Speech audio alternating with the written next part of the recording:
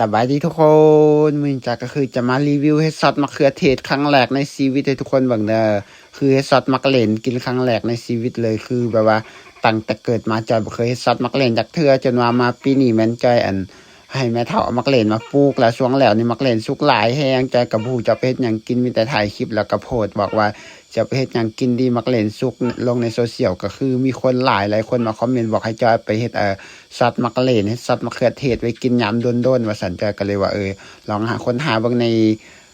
ค้นหาเบิ่งสูตรในโซเชียลเบิ่งว่าเฮ็ดซอสมะเขือเทศมันเฮ็ดแนวใดเพราะว่าเราบ่เคยเฮ็ดแต่ปกติมันซื้ออยู่ในตลาดมากินแล้วพอดีเห็นในคลิปของเชฟกระป๋อมบอกว่าสอนวิธีเฮ็ด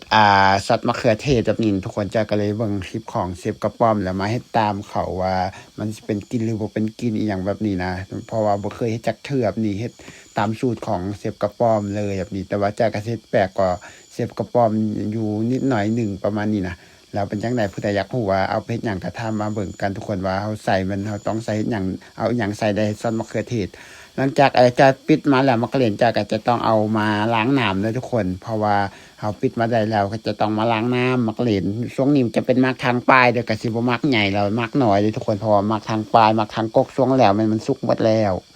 อันนี้จะเป็นมักเล่นเด้ออยู่ลาวจะเป็นมักเล่นอยู่ไทยจะเป็นมันมะเขือเทศแต่อยู่ลาวจะเป็นมันซอสมักเล่นอยู่ไทยจะเป็นมันซอสมะเขือเทศแบบนี้นะทุกคน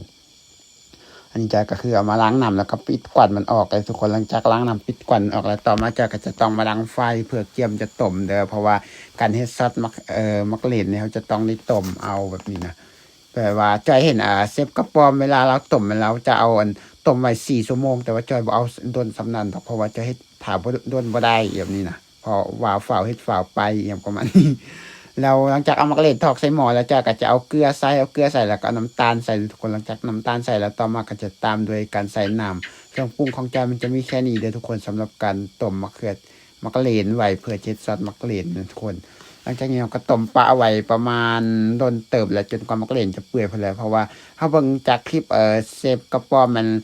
มันจะเราบอกว่าต้มไว้4ชั่วโมงเลยของแบบเราเฮ็ดนะต้มไว้ไฟอ่อนๆแล้วก็สิต้มไว้ โดนจนฮอด4ชั่วโมงแล้วน้ำมันแห้งก็ตื้มใหม่น้ำมันแห้งก็ตื้มใหม่เพราะว่าเราจะบ่มีการแบบว่าเอา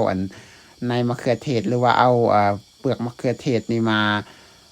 มาปั่นนี่แต่ว่าจ้อยใส่ใจเฮ็ดแบบเอาแบบอยากให้มันแล้วไวมันจ้อยก็เลยจะเอาเปลือก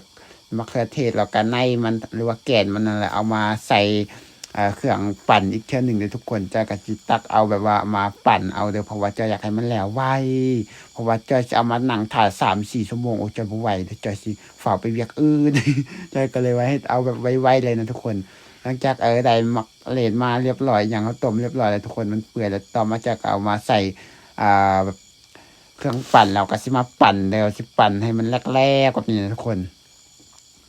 ปั่นให้มันแรกๆแล้วจังจะไปต้มอีกเทื่อนึงเพราะว่าเบิ่งในคลิปส่วนหลายเขาก็มาปั่นแล้วก็เอาไปต้มอีกเทื่อนึงแต่ว่าบางคนแถมบ่อยากเอาทั้งในหรือว่าเอาเปลือกมันก็คือจะ ต้มไว้โดนๆให้มันเปื่อยเองโดยที่เราบ่จำเป็นต้องปั่นแต่ว่าจ้อยแท้เฮ็ดแบบอยากให้มันแล้วไวนะจ้อยก็ต้องเอามาปั่นหลังจากปั่นเรียบร้อยแล้วจ้อยก็สิเอามาใส่หม้ออีกเทื่อนึงทุกคนเอามาใส่หม้อที่เราต้มเมื่อกี้แล้วหลังจากนั้นเราก็จะเอาวงโคเลๆมันเข้ากันแล้วจะไปต้มอีกเทื่อนึงก็คือจะต้มไว้จนกว่ามันจะเดือดอีกเทื่อนึงเด้อทุกคนหลังจากมันเดือดแล้วจังจะโป่งแบบนี้นะคือซอสมะเขือเทศแบบง่ายๆแบบนี้เพราะว่าเบิ่งในสูตรเขาเฮ็ดก็คือบ่ได้ยากเลยทุกคนง่ายๆแบบนี้เลยเครื่องปรุงก็จะใส่แต่ เกลือแล้วก็ใส่แต่น้ำตาลเฮามักแนวใดเฮามักเค็มมักหวานเอาก็ปรุงเอาแบบนี้ใส่แค่2อย่างแบบนี้นะทุกคนหลังจากนี้ก็คือแล้วมาเรียบร้อยเด้อก็ปาไว้ให้มันเย็นหลังจากมันเย็นแล้วก็จะเอาใส่กล่องเอาไว้กินเด้อทุกคนเอาใส่กล่องเอาไว้กินโดนๆแบบนี้นะแต่ว่ากล่องที่จ้อยจะใส่มันบ่มีกล่องน้อยเดี๋ยวจ้อยก็เลยเอาใส่กล่องน้ำใหญ่เลยใส่กล่องน้ำดื่มใหญ่เลยดิทุกคนหลังจากนี้คลิปตัวนี้จ้อยก็ได้ขอจบสำนี้เด้อสำหรับการเฮ็ดซอสมะเขือเทศของจ้อยก็คือง่ายๆแบบนี้เลยทุกคน ผู้ใดอยากรู้สูตรในการเฮ็ดก็สามารถค้นหาเบิ่งในโซเชียลก็ได้สำหรับผู้ใดที่บ่รู้วิธีเฮ็ดจ้อยก็เฮ็ดครั้งแรกคือกันแล้วพบกันใหม่คลิปหน้าเด้อสำหรับคลิปนี้ขอจบสำนี้แล้วก็บ๊ายบาย